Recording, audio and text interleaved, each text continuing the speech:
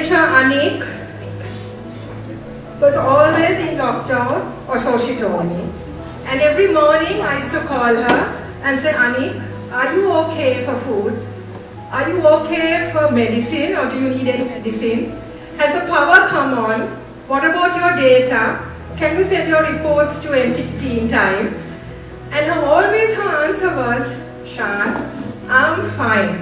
This lockdown is going to finish and I will be able to run out of my house in my shorts.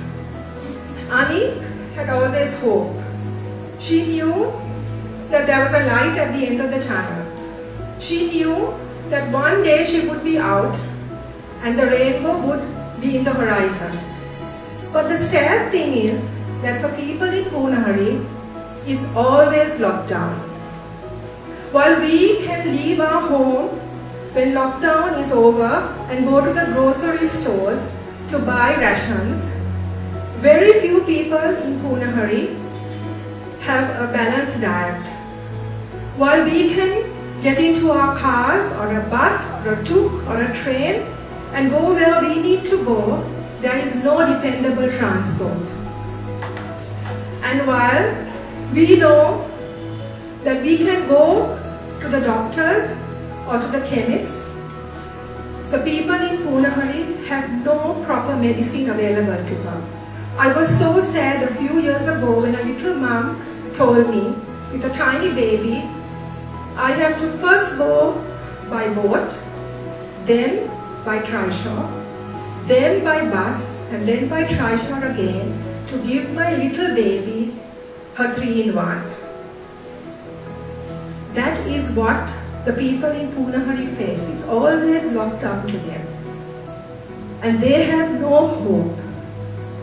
When I go to Punahari and come back, Nelun calls me. Nelun is the lady, Nelun Haraskama, who runs our Art for Reconciliation, Art for Sustainable Peace program.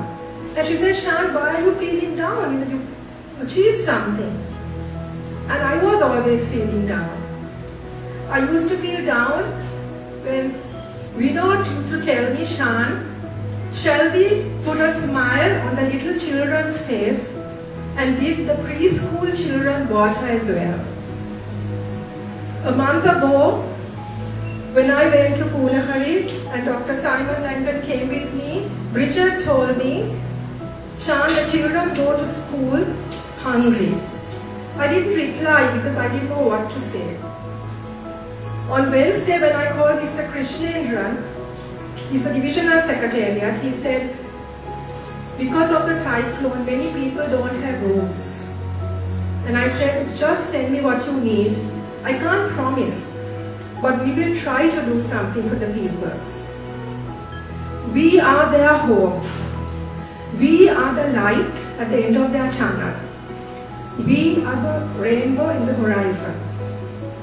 If you look around Maniapati today, you will notice some Christmas trees. One of the Christmas trees was designed by my maid Veela's grandchildren in Karutara. I didn't ask them to do the tree. They had heard about Apelanka and they asked me whether they could do something for the children in Punahari. They told me I could sell the tree and help those children. These were little kids, teenagers, who were willing to give of their time. Sunela and Aruni drew some paintings and told us to auction them. They were willing to give their talent. Savera, who is seated here today, said, Anishan, I'm not going to do a Christmas tree. But can I design some stool made of sustainable bricks, eco bricks, and you can sell it for Apelanka. The younger generation, willing to break barriers, willing to break existing boundaries to help people who are in need. Many hotel people have come forward and offered their hotels to us. When we asked them, can you give us one night? They said, no, you can have 2. I said, really? When we said, can we have bed and breakfast? They said, no, you can have full board. And I said, no, you don't have to do this because these are not times that any business especially the hospitality trade, can do anything for the people. And they said, what is our situation compared to the situation of people in Punahari? They were willing to give their resources.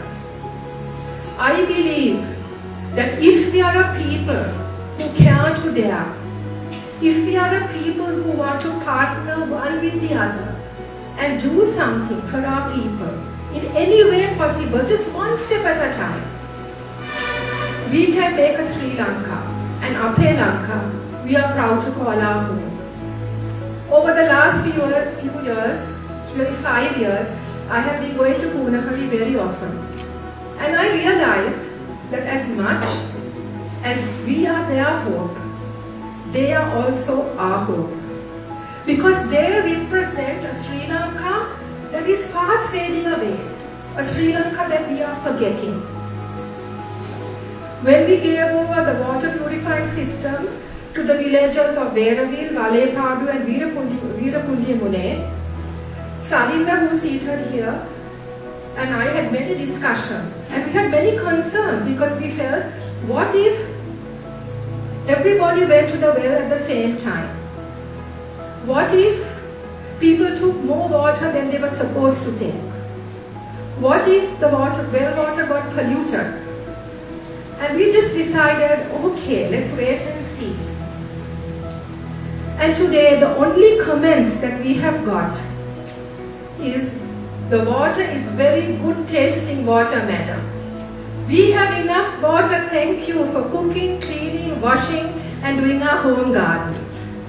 Don't worry, madam, everything is fine. Very good project.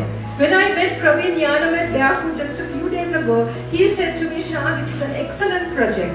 It works very well. Please let us know if you need something. I would say that initiative is a classic example of stewardship with ownership and its benefits and its success.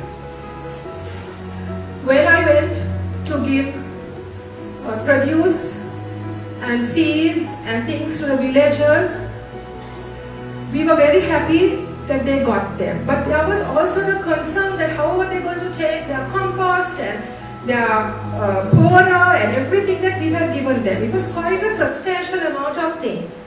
And before we realized it, guys came from all over the place, trishaws and buses and tractors, and everybody helped everybody to take what we had given them away. There are people who are willing to help each other, to share their resources. During COVID, we decided to give some rations, and I sent the list because we truly believe that we mustn't give people what we think they need or we think they should need, but rather what they need. And they came back with this, we don't want coconuts. And I said, you don't want coconuts? How are you going to cook without coconuts? And their reply was, don't worry, every house that has a coconut tree, we are going to pluck their coconuts and distribute it to the people who don't have. They were willing to share. That is why they are our hope. Today, we celebrate Christmas in a few weeks' time. And I am reminded of one of the most famous miracles that Jesus did, the feeding of the 5,000. But yesterday when I was thinking about it, I suddenly realized, what if that little boy didn't care to dare? What if he didn't give his lunch or sacrifice his lunch and give it to feed the 5,000? This is our home. This is our country. We are writing history. We are writing our story. Let's create an Ape Lanka we are proud to come home. And let's write the story that one day we will be proud of. Thank you.